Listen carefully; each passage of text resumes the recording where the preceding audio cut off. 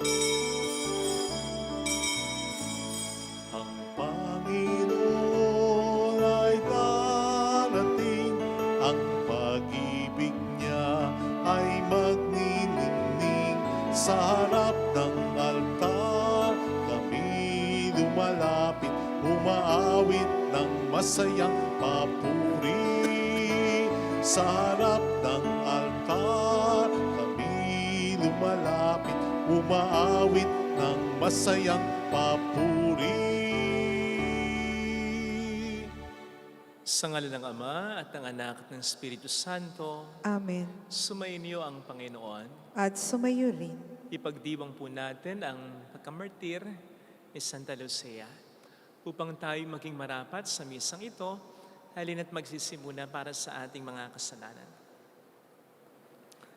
Tayo pong lahat, inaamin ko sa makapangyarihang Diyos at sa inyo mga kapatid, na lubha akong nagkasala sa isip, sa salita at sa gawa, at sa aking pagkukulang. Kaya sinasamo ko sa mahal na Birheng Maria, sa lahat ng mga anghel at mga banal, at sa inyo mga kapatid, na ako'y panalangin sa Panginoong ating Diyos.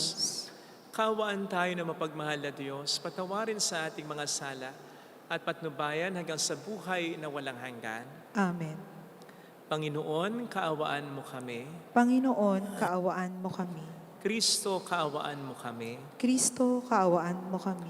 Panginoon, kaawaan mo kami. Panginoon, kaawaan mo kami. Yumuko tayo, maaaring ibulong sa Panginoon ang ating intensyon.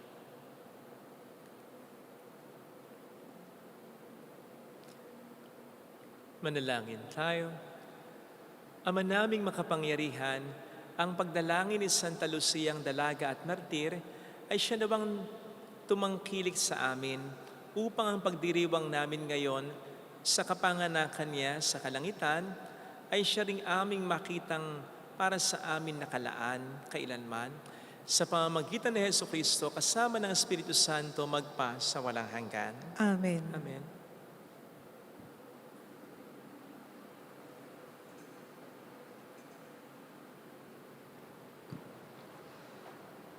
Ang salita ng Diyos mula sa aklat ni Sirach.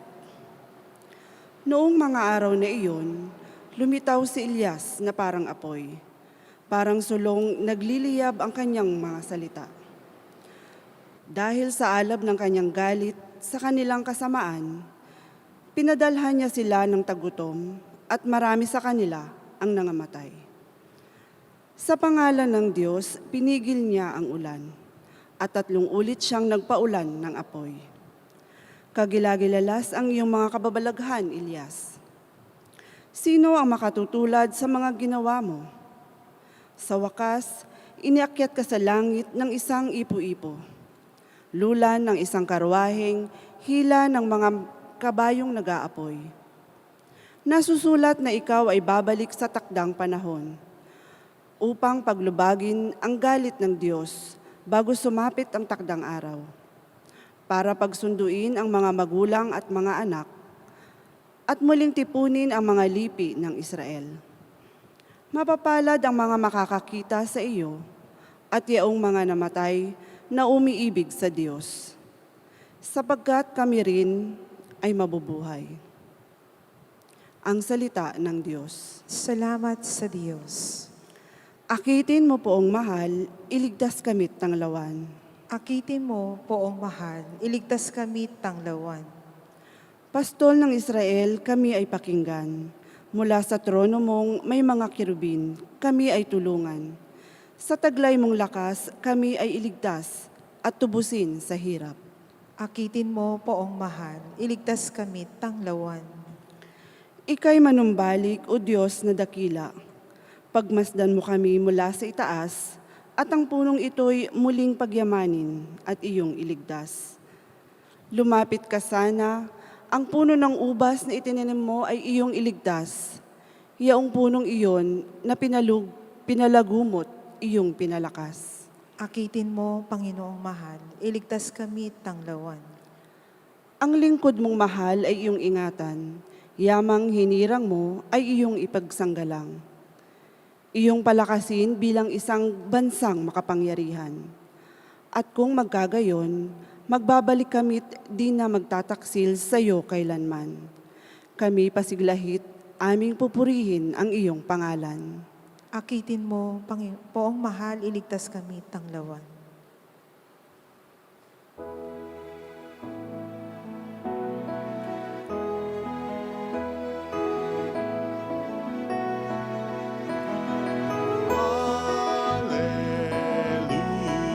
Hallelujah, hallelujah, hallelujah,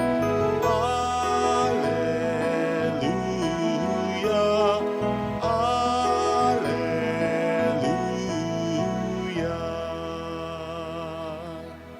Sumainyo ang Panginoon. At sumayo rin. Ang mabuting balita ng Panginoon ayon kay San Mateo. Papuri sa iyo, Panginoon. Habang bumababa sila sa bundok, tinanong si Jesus ng mga alagad, bakit po sinasabi ng mga eskriba na dapat munang pumarito si Elias?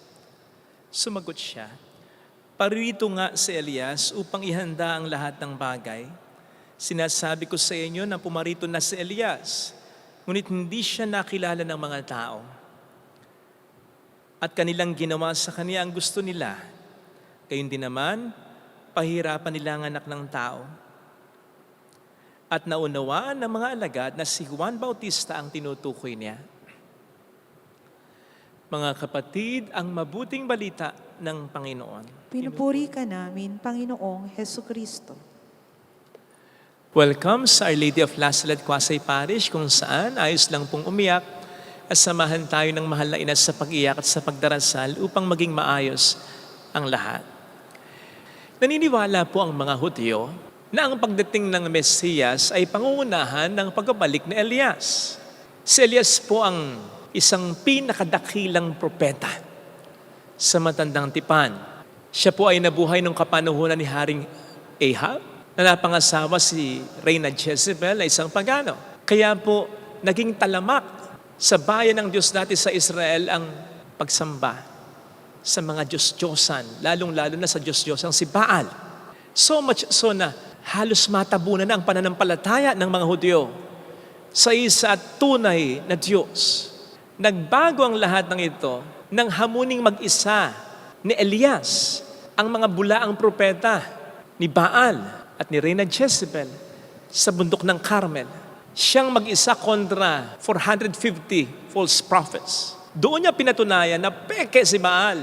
At doon niya napatunayan na ang Diyos na si Yahweh, ang Diyos ng Israel, ang totoong Diyos na dapat sambahin ng lahat ng tao.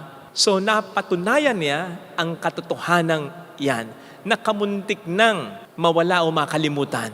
Now, naniniwala ang mga Hudyo dahil na rin sa sulat ni Prophet Malachi na nagsasabing, bago dumating ang Mesiyas, ay darating si Elias. Si Prophet Malachi kasi ang huling propeta sa matandang tipan, kaya naisip marahil ng mga Hudyo na hindi malayo sa katotohanan niyan. At totoo nga, sapagkat ang pagdating ng Mesiyas ay pinangunahan talaga ni Elias, nang nagbalik na si Elias. At yun nga po, ayon sa Ebanghelyo, mula mismo kay Kristo, ay si Juan Bautista. Si Juan Bautista ay para kasing katulad din ni Elias. Nanandigan din siya para sa katotohanan. Hindi siya pumaris sa karamihan at pinanindigan niya ang katotohanan na kasalanan ang ginagawa ni Herodes at ng kabit nito. Ito ngayon ang naglagay sa kanya sa atensyon ng mga tao. Kaya naging daan din naman ito upang manindigan siya para kay Kristo. Sa katunayan, siya mismo ang nagturo, nagpakilala sa ating Panginoong Jesucristo. Ano ngayon ang pwedeng maging mensahe sa atin ng Ebanghelyo para sa araw na ito? Ang isang pwedeng maging mensahe yung katotohanan upang maipahayag si Kristo o ang katotohanan, dapat may manindigan. Dapat may manindigan na kahit magiging iba sa iba o mag-iisa, ay maninindigan sa tama, totoo at dapat talaga. Diyan po natin mapupuri ang ating Pope Leo. Sapagkat kamakailan ay dumalaw siya, bumisita siya sa Turkey, predominantly Muslim country. Pumunta siya sa Blue Mosque na sentro ng pananampalataya at pagsamba ng mga Muslim sa Istanbul. Dito ay nagbigay siya ng respeto, hinubad niya ang kanyang panyapak nang pumasok siya dito, at tahimik na nilibot ito. But then, when he was invited to a prayer, ito yung panalangin na gagawin, syempre, in the Islamic way. He politely declined. Hindi siya sumama. Pagkatapos nito sa interview, sinabi niya kung bakit. Ang sabi niya ay ganito, I prefer to pray where my Lord is sacramentally present. My place of prayer is the Eucharist in the house of God. Kung lilimiin po natin yung pahayag na ito, napaka-bold ng pahayag nito. Where my Lord is present sacramentally. Ang lugar kung saan ako magdadasal ay kung saan nandoon ang Panginoon ko. Sa Eucharistia, sa tahanan ng Diyos. Very bold yon kung lilimiin lang natin sa mundong ito na para sa kapayapaan. Yung kapayapaan na alam ng mundo. Walang confrontation, walang away, walang pagtatalo, walang sakit ng ulo. Ang tendency ng tao, umayo na lang, makisama na lang, tumahimik na lang. Okay na yan. Ganun din naman yan. Pare-pareho lang naman ang Diyos na ating sinasamba. Pinakita sa atin ni Pope Leo na pwede kang rumispeto sa paniniwala ng ibang tao, pero not to the point na maisasakripisyo ang pananampalataya mo sa nag-iisang daan ng kaligtasan, si Kristo lamang. Or to the point na isasakripisyo mo ang iyong prinsipyo o kung anong alam mong talagang tama, dapat at totoo. Ganun sana. Lalabas at lalabas naman din talaga ang totoo. Meron niyang kasabihan na you don't have to defend truth sapagkat truth has its own power.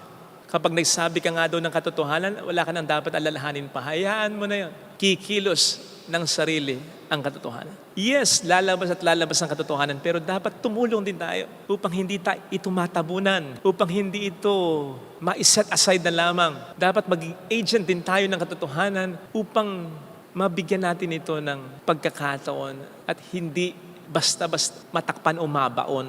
Ang tulad lamang ngayon sa social media, na kayo daling mag-proliferate ng fake news. Yun lang, mukha mo, tapos lalagyan ng statement, lalagyan ng caption, tapos in quotation marks, ay aakalain na ng marami na galing sa'yo nang hindi vine-verify ito. Lalong-lalo na yung mga sikat na tao, lalagay yung mukha nila and then maglalagay ng parang sinabi nila, hindi naman. Pero maraming naniniwala dyan. Ako lang, ilan na yung napaniwala nung fake video at AI na nagbe-bless ako ng sasakyan tapos sasabihin kong may expiration yung blessing ng Diyos na ito. Ano yun? Dami na kayang naniwala. Kaya napakahalaga na may mga magko-comment, may mga magsasabing, hindi po ito totoo. Hindi po si Father Fidel yan. Hindi po yan nag-endorso na kung ano. Mas lalong kailangan ito, alam po ninyo, ng mga taong binabash, ng mga taong inaapi, binubuli sa social media, lalo pat wala namang kasalanan talaga, dapat natin ipagtanggol sila. Tayong mas mga nakakakilala sa kanila.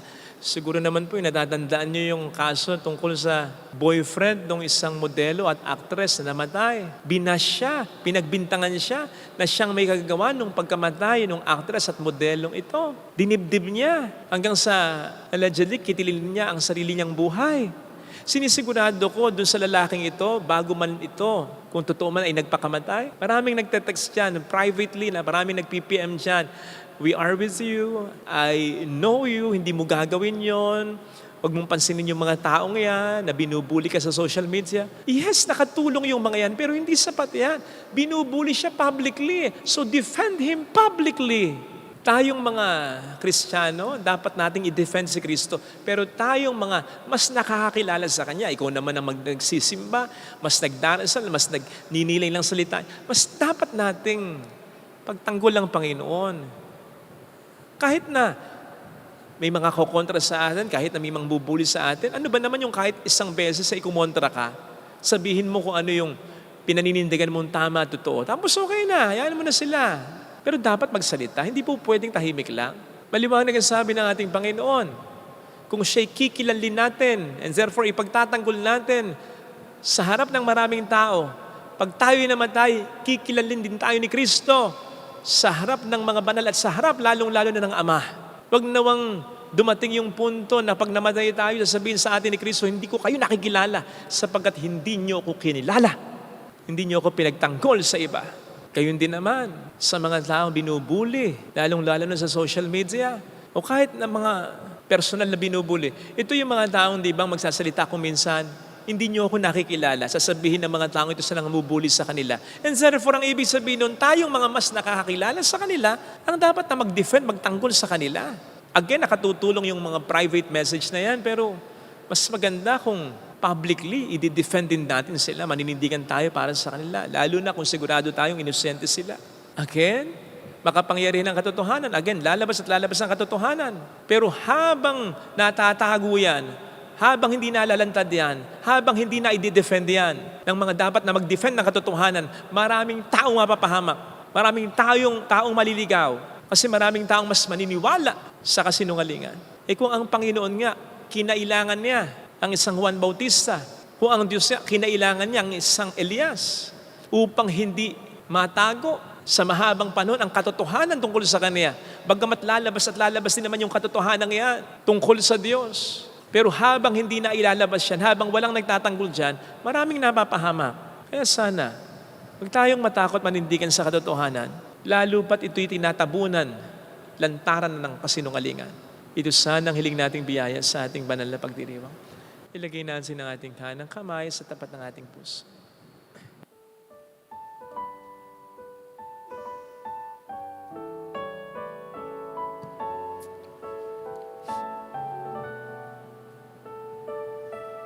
Awitin natin.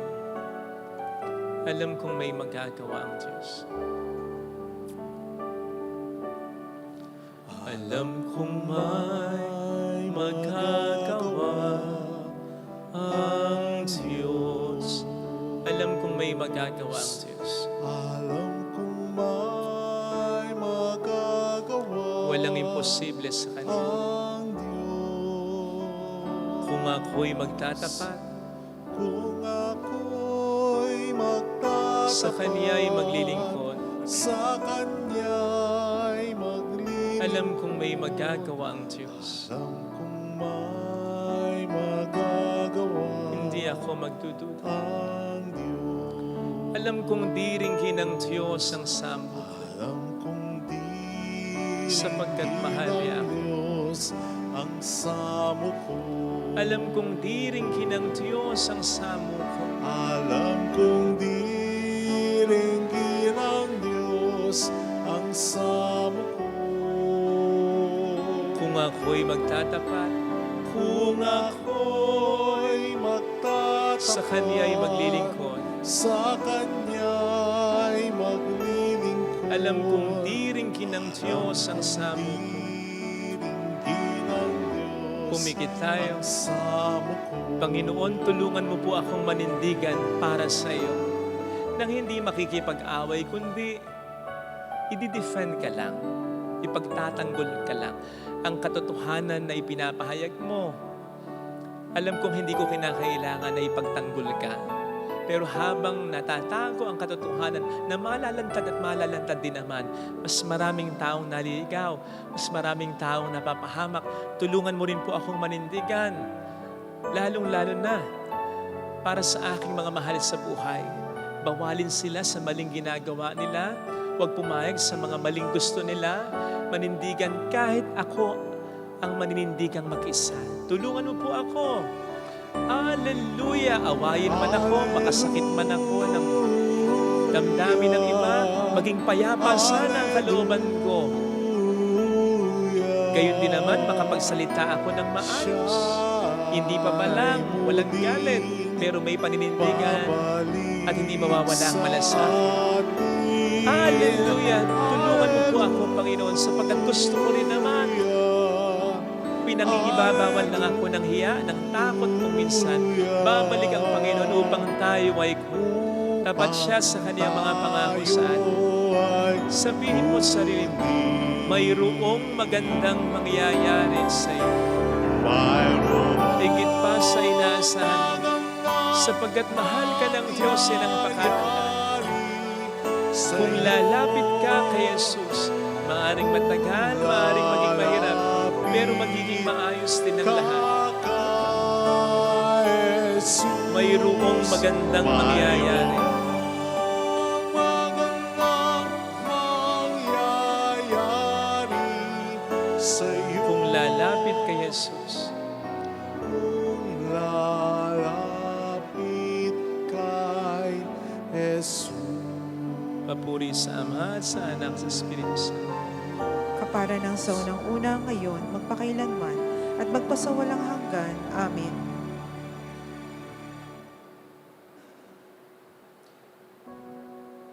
Pag-aalay.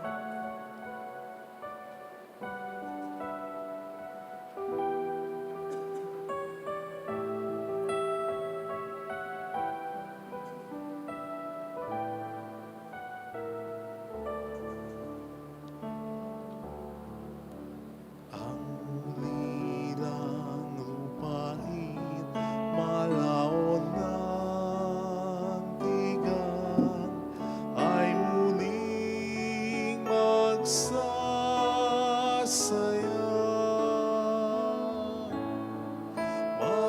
Mananariwa't mamumulaklak ang ilang, at ito'y awit sa tuwa. Panginoon, aming handog ang tinapay at alak, alay ng bayang umaasa sa pagdating mo. Gayon din aming inahanda ang aming puso, upang dito'y manahan ka sa pagdating mo. manalangin tayo, pang ating handog ay maging kalugod-lugod sa Diyos Amang makapangyarihan. Tanggapin nawa ng Panginoon itong paghahain sa iyong mga kamay, sa kapurihan niya at karangalan, sa ating kapakinabangan at sa buong sambayanan niyang banal. Ama naming lumikha, tanggapin mo po ang mga alay na aming inihanda. Ngayong sa Santa Lucia ay ginugunita. Kasihan mo ang mga ito katulad ng iyong pagkalugod sa nagpakasakit na martir na paninindigang lubos sa pamamagitan ni Jesucristo, kasama ng Espiritu Santo magpa sa walang hanggan. Amen. Sumainyo ang Panginoon. At sumayo rin, Itaas sa Diyos ang inyong puso at diwa. itinaas na namin sa Panginoon. Pasalamatan ng Panginoong ating Diyos. Marapat na siya ay pasalamatan. Ama naming makapangyarihan, tunay nga pong marapat na ikaw ay pasalamatan. Ngayong aming kagalakan na si Santa Lucia ay parangalan. Siya'y kapanalig naming may paninindigan na ikaw ay ipahayag kahit siya'y mamatay, sapagkat minarapat mong kanyang matularan ang iyong anak na naghain ng sariling buhay. Tulad ng naganap sa iyong anak, ang dugo ng mga martir ay dumanak, hindi dahil sa katatagang likas, kundi dahil sa iyong bigay na lakas. Kaya kaisa ng mga anghel nagsisiawit ng papuri sa iyo ng walang humpay sa kalangitan, kami nagbubunyi sa iyong kadakilaan. Santo, Santo, Santong Panginoong Panginoong Diyos ng mga hukbo, napupuno ang langit at lupa ng kadakilaan mo. Hosana sa kaitaasan. Pinagpala ang naparirito sa ngalan ng Panginoon. Hosana sa kaitaasan. Ama naming banal, ikaw ang bukhal ng tanang kabanalan. Kaya't sa pamamagitan ng iyong Espiritu, gawin mong banal ang mga kaloob na ito, upang para sa amin, maging katawan at dugo ng aming Panginoong Hesukristo. Bago niya pinagtiis ang kusang loob na maging handog, hinawakan niya ang tinapay, pinasalamatan kaniya, pinaghati-hati niya iyon, iniabot sa kaniyang mga alagad at sinabi, tanggapin ninyong lahat ito at kanin. Ito ang aking katawan na iahandog para sa inyo.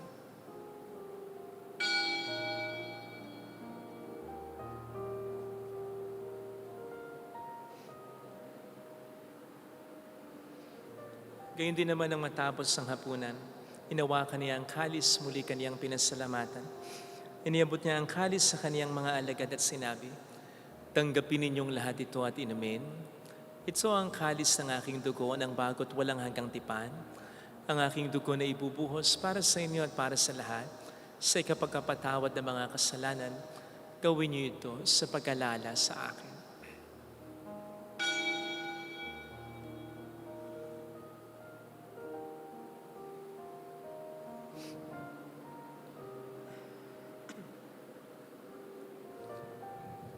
Ipagbunyi natin ang misteryo ng ating pananampalataya. Si Kristo'y namatay, si Kristo'y nabuhay, si Kristo'y babalik sa wakas ng panahon. Ama, ginagawa namin ngayon ang pag-alaala sa pagkamatay at muling pagkabuhay ng iyong anak. Kaya inialay namin sa iyong tinapay ng buhay at ang kalis ng kaligtasan. Kami nagpapasalamat dahil kami iyong minarapat na tumayo sa harap mo para maglingkod sa iyo. Sinasamo namin kami na magsasalo sa katawan at dugo ni Kristo ay mabuklod sa pagkakaisa sa pamamagitan ng Espiritu Santo. Ama, lingapin mo ang iyong simbahang laganap sa buong daigdig. Puspusin mo kami sa pag-ibig. Kaysa ni Leon na aming Papa, ni Dennis na aming Obispo at ang Tanang Kaparian. Alalahanin mo mga kapatid naming nahimlay nang may pag-asang sila'y muling mabubuhay, lalo ng aming mga ipagdarasal. Saglit nating pagdasal ang ating mga minamahal kakilalang yumaon.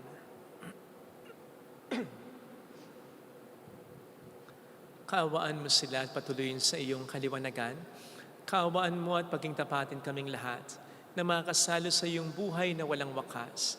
Kaysa ang mahal na Birhen ng Lasalet, ang ina ng Diyos, isanuse ang kabiyak ng kanyang puso lahat ng mga banal Santa Lucia na namuhay dito sa daigdig ng kalugod-lugod sa iyo, maipagdiwang naman namin ang pagupuri sa ikararangal mo sa pamamagitan ng iyong anak na aming Panginoong Hesukristo. Sa pamagitan ni Kristo, kasama niya at sa Kanya, ang lahat ng parangal papuri ay sa iyo, Diyos amang makapangyarihan, kasamang Espiritu Santo, magpasawalang hanggan. Amen. Amen.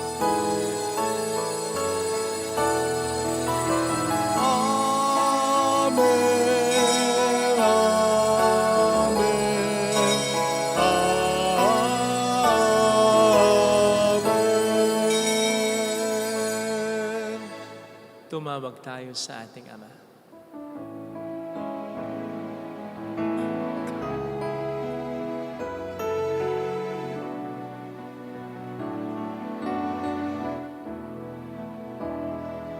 Ama namin, sumasalangit ka, sambahin ang ngalan mo,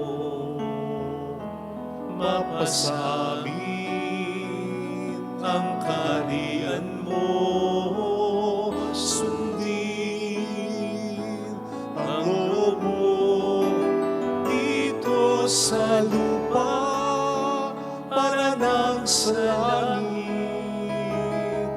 Bigyan mo kami ngayon ng aming kakanin sa araw-araw, at patawarin mo kami sa aming mga sala, para ng pagpapatawad namin sa nagkakasala sa amin.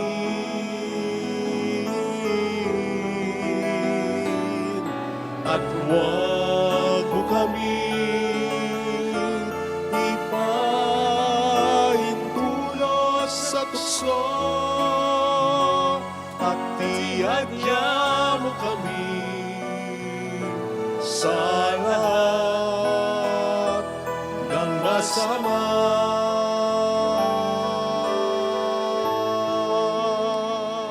Niling namin kami adiyad sa lahat ng masama, pagkalooban ng kapayapaan araw-araw. Iligtas sa kasalanan samantalang aming pinaghahandaan ang dakilang araw ng pagkapahayag ng tagapagligtas namin sa Jesucristo. Sabagat iyo ang kaharian, ang kapangyarihan, at ang kapurihan magpakailanman. Amen. Panginoong Jesucristo, sinabi mo noon, sinasabi mo rin sa amin ngayon, kapayapaan ang iniiwan ko sa inyo, aking kapayapaan ang binibigay ko. Tunghayin mo ang aming pananampalataya, huwag ang aming pagkakasala. Pagkalooban mo kami ng kapayapaan at pagkakaisayan sa iyong kalooban. kasamang Espiritu Santo magpasa walang hanggan. Amen. Ang kapayapaan ng Panginoon ay sumainyo nawang lahat. At sumayo rin. Magbigayan tayo ng kapayapaan sa isa't isa. Kapayapaan. Peace be with you. Ordero ng Diyos. Kordero ng Diyos na nag-aalis ng mga kasalanan ng sanlibutan, maawa ka sa amin. Kordero ng Diyos na nag-aalis ng mga kasalanan ng sanlibutan, maawa ka sa amin. Kordero ng Diyos na nag-aalis ng mga kasalanan ng sanlibutan, ipagkaloob mo sa amin ang kapayapaan. Narito sa harap natin ng Panginoon ang ating buhay at kaligtasan. Mapapalad tayong inaanyayahan. Panginoon, hindi ako karapat-dapat na magpatuloy sa iyo, ngunit sa isang salita mo lamang ay gagaling na ako.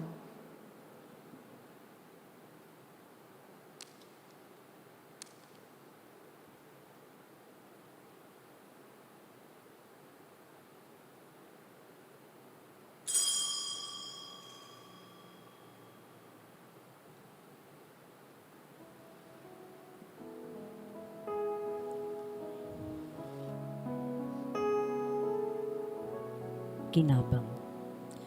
Panginoong Hesus, ako ay naniniwala na ikaw ay nasa kabanal-banalang sakramento. Iniibig kita ng higit sa lahat at ninanasa kong tanggapin ka sa aking kaluluwa. Sapagkat sa mga sandaling ito, hindi kita matatanggap sa sakramento. Tumuloy ka sa Espiritu sa aking puso. Niyayakap kita na para bang naririto ka na. Inaalay ko ng buong buo ang aking sarili sa iyo. Huwag mong hayaang mawalay ako sa iyo. Amen.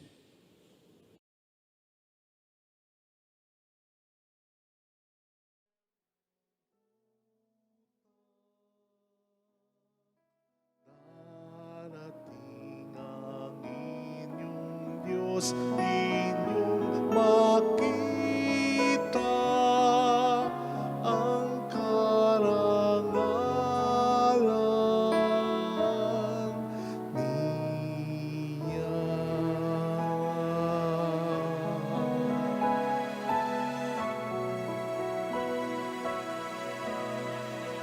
May umiyak doon sa parang ihanda niyo ang dalaanan. Ibaba mga bundok, lahat ay pantayin. Ako ba kung daan, lahat patagin at ihahayag kanyang kalwalhatian upang silayan kayo.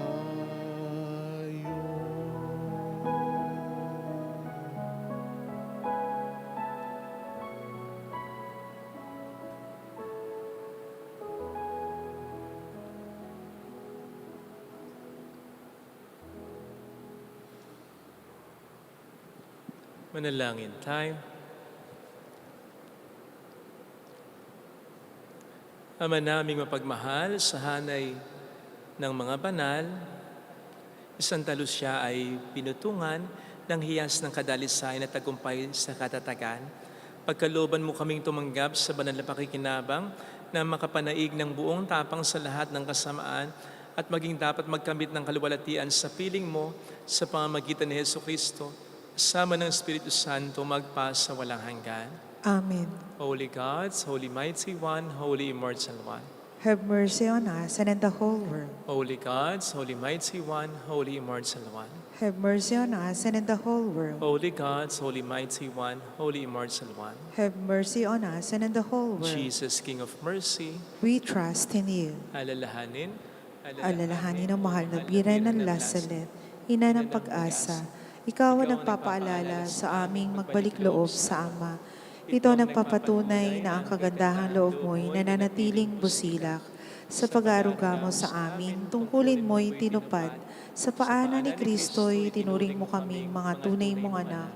Kaya ninais mong nisay huwag mapahamak. Maging sa iyong walang tigil na pananalangin, pati luhay pumatak. Huwag namang mawalan ng saysay ang iyong paghihirap. Hiling nawa namin sa iyo o aming inang liyag na matapos ang pakikibaka namin sa mundong ito at sa pananatili naming tapat kay Kristo, sa kapurihan mo'y makibahagi kaming ganap upang kung nasaan ka ngayon ay maparoon din kaming lahat at ang kaganapan ng kaluwalhatian ng Diyos ang may tuluyang matupad siya nawa. Mahal na biran ng lasal at tagapagkasundo ng mga makasalanan. Ipanalangin mong walang patid kaming mga dumudulog sa iyo. Marami pong salamat sa inyong pakikisa at sa mga tulong na binibigay ninyo. Nagiging dahilan para makatulong din po tayo sa iba. Salamat po ng marami. Ang Panginoon na po sana ang bahala na siyang kumantis sa kabutihan ninyo. Thank you po.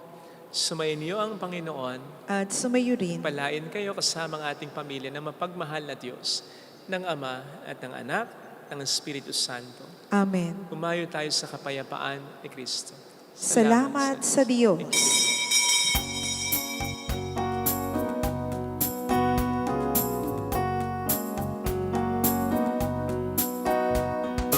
On this day, O Mother of our Lord, we sing you praise for lighting up our way. Your tears did soften up the hearts of men, and they still do today. May our love for you bring comfort in your pain. On this day, O Mother of our Lord, we sing you praise for lighting up our way. Your tears did soften up the hearts of men, and they still do today. May our